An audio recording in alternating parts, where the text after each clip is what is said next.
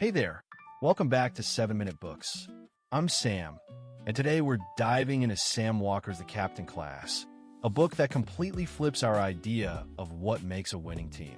Sophie, you've read this one too, so what's the big reveal? Hey there, Sam. So the big idea is that the secret to the greatest sports dynasties of all time isn't the superstar or the coach. It's this one overlooked player they call the captain. And honestly, it's a total mythbuster. Okay, I love this because I'm a sucker for sports stories, but what got me is that Walker starts as a total data guy.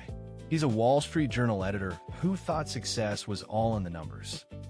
Right, and then he hits a wall. The stats can't explain why some teams with less talent just keep winning, and others with all the stars fall apart. So he goes looking for the best teams ever, not the best players. And he sets this crazy strict bar. A team has to win 4 straight championships, something like that. He ends up with only 16 dynasties across all of sports, from the Yankees to the All Blacks. Exactly. Then he studies them all, looking for common patterns.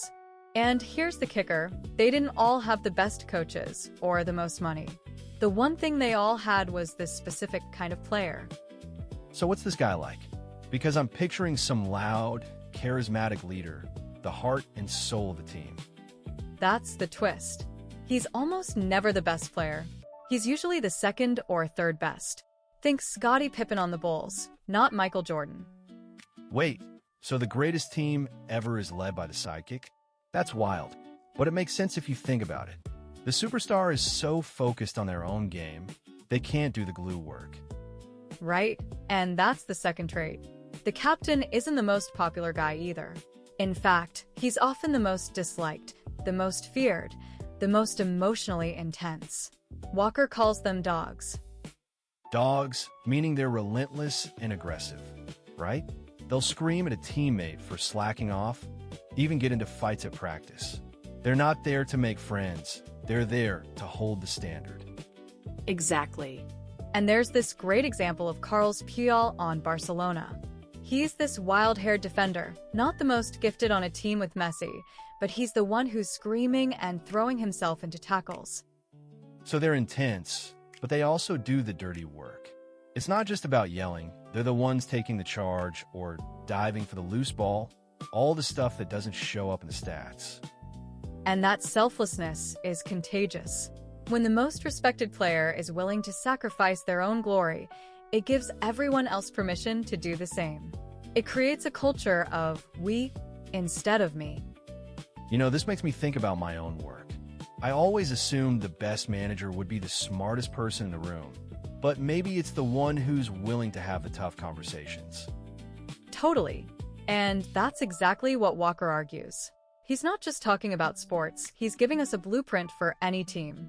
Stop looking for the loudest or most charismatic person to lead. Instead, look for the person who's willing to be disliked, who's willing to confront, who cares more about the team's success than their own. It's uncomfortable, but it makes so much sense. And that's the uncomfortable truth. We want our leaders to be inspiring and visionary, but the data says the most effective ones are often the ones who hold up the mirror and demand more. So the takeaway for me is that greatness isn't about the brightest star. It's about the character that holds everything together. The captain is the unsung hero, the engine in the shadows. Exactly. And if you want to dig into more books like this, the whole library is over at 7minutebooks.com/app with over 6,000 fiction and nonfiction titles you can read or listen to in any language.